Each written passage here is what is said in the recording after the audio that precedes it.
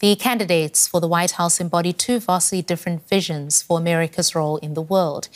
India, a key US partner, is watching this election closely and assessing the potential impact of a Trump or Harris presidency on trade, defense and bilateral issues, as DW's Shalu Yadev reports. I don't know anything about America will soon choose one of these two candidates as its president. The results will have consequences not just for their country, but for countries around the world, all of which are wondering who would be a better choice for them, Kamala Harris or Donald Trump. As one of America's strategic partners in Asia, who would India want to see in the White House? Countries like India can't really have a preference because they have to deal with whichever candidate is elected. India is in a fortunate place where there is a bipartisan consensus amongst the Republicans and the Democrats to build the relationship with India. While Modi and Trump have an established relationship from his last presidency, Trump has been known to flip-flop on policy decisions. So when India, which is a very big abuser... At a recent campaign event, Trump called India a very big abuser and Prime Minister Modi a fantastic man in the same breath. In a Trump presidency, we would expect a more isolationist policy from America overall. Trump has said that he will use tariffs to ensure fair trade for the United States and to reduce imports into the United States. So obviously trade could become a friction point in the Trump administration as it was during his first presidency. When it comes to recent geopolitics, Modi's bonhomie with Putin hasn't gone down well with the Biden administration.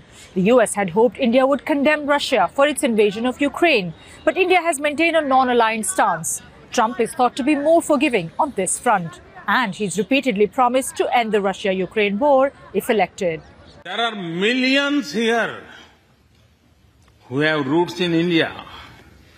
There is one behind me who...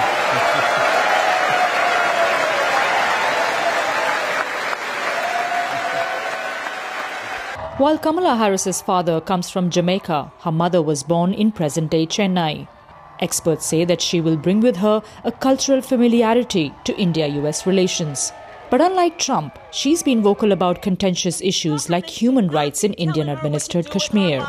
The Biden administration has been quite careful in terms of handling those issues and has given priority to the strategic partnership and the geostrategic, geoeconomic convergence between India and the United States at this time.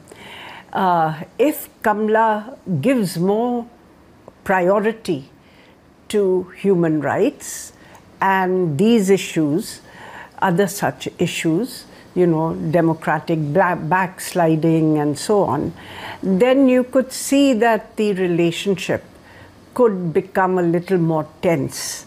Though I think both sides will try to navigate around their differences. Be it a Republican Donald Trump or a Democrat Kamala Harris in the White House, India would be an important partner for both, especially in the Indo-Pacific, which the United States has called essential for its future security and prosperity. And I'm very excited to bring in Rana Ayyub into the conversation. She's an Indian-born journalist who writes global opinions at the Washington Post. Welcome to DW, Rana. We've had former Indian diplomats come onto the program today and say it wouldn't really make a difference whether you have a Trump administration or whether you have a Biden administration because of the bipartisan support you have when it comes to the relationship with India. But I'm interested to know if you think there would be a difference and whether you thought one or the other would be better for India and perhaps why. I think despite the stark contrast between the two candidates, Trump and Kamala Harris, I think the trade and defense relationship with India might be least subject to abrupt changes if Trump wins the elections, or for that matter. I think Indians, by and large, Trump was in India, in Gujarat, when he was president of America, and he shares a great bonhomie with Prime Minister Modi, as opposed to Kamala Harris, who in your own report, I mean, we have heard in the past that she has been very critical about issues like Kashmir, human rights violations. So I think the Modi government would prefer, I would believe, a Donald Trump over a Joe Biden, because if you see in the last 1 month too, before Modi was in the US for the meeting with other leaders, the Biden administration met Sikh activists in the White House. It also released a scathing US religious freedom report just before Mr. Modi's arrival. Also, given Kamala Harris's critical approach to what's happening in India, I think India would prefer Trump. And both Trump and Modi share their disregard for democratic values, ethno-nationalism in common. So I feel like there is that bonhomie, I think, is something that India would prefer, the Modi government would prefer right now. And just approaching it from a sort of a geopolitical perspective as well, staying on that thread, how much do India and the United States need each other as allies? I think both of them need each other, because China is like the fulcrum of this. India, the West needs India as a bulwark against China, and I think it does not change whoever administration comes to power, whether it's Kamala Harris or Trump. They will both need India as an ally vis-a-vis China. Same for India. India also needs to protect its interests, its border interests. So China is seen as like one common enemy. Although at the BRICS summit they did try to make peace, but the bottom line does remain that India-China relationships can never be normalized. I think so. In that sense, the US would like to have great relationships with India, especially also to get its support vis-a-vis Putin, which it has been, disappointed with at the BRICS summit, where there was great bonhomie and India stayed non-aligned vis-a-vis Russia. But what happens is, if you see India as just a bulwark against China, you then completely disregard the human rights violations in India, and which is why India has been given a free pass. Geopolitics in a way trumps everything, which is going on in India. That's what people in India have been saying, that Modi has been given a free pass by the West despite glaring human rights violations. And democratic backsliding. I think that is going to be overlooked by either administration, whether it's Kamala Harris or Donald Trump. And India is going to be a very key player in geopolitics, where we saw from the BRICS summit that India is going to be a very key player. And US, irrespective whether it's Trump or Harris, would want to keep India on the side. And so in that sense, then, do you see any challenges that could get in the way of that relationship between India and the US? I mean, at this point of time, I think, every country is trying to woo India because of the way it is strategically placed, right? Ukrainian Prime Minister, President Zelensky, has condemned what India has been doing vis-a-vis Russia. So I said, and the United States has been seeking India's support. So I think there is a bit of, friction. And at this point of time, India is much needed by all countries. India will have to walk a tightrope, though, at this point of time, because of also the extrajudicial killings, the transnational killings of Canadian, separatists in Canada, and the report being made public. But I do think it's not going to pose any significant change to Prime Minister Modi. I think he's going to be wooed by all partners, whether it's China, Russia, or America. It finds itself in a good position. So I don't think we really face any challenge on that front. That is the journalist Rana Ayyub talking to us from New York City. Much appreciated, Rana. Thank you. And for more, let's bring in Navtej Sarna. He's a retired Indian diplomat who also served as ambassador to the United States from November 2016 to December 2018. Welcome to DW, former ambassador. Will it make a difference for India if Kamala Harris or Donald Trump wins the election? This is as far as relations go between India and the US.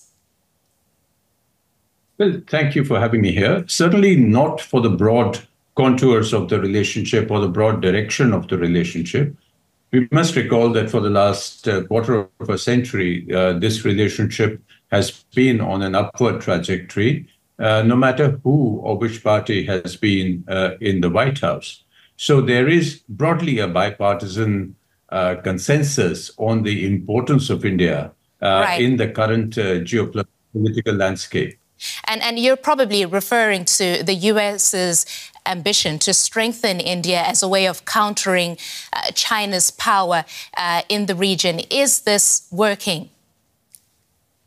Well, I think that is only one aspect of the relationship. Certainly, our convergences on China help to bind the relationship and increase India's potential and value as a China plus one option, particularly for commercial enterprises. But besides the China factor, I think there has been a growth in the actual bilateral relationship.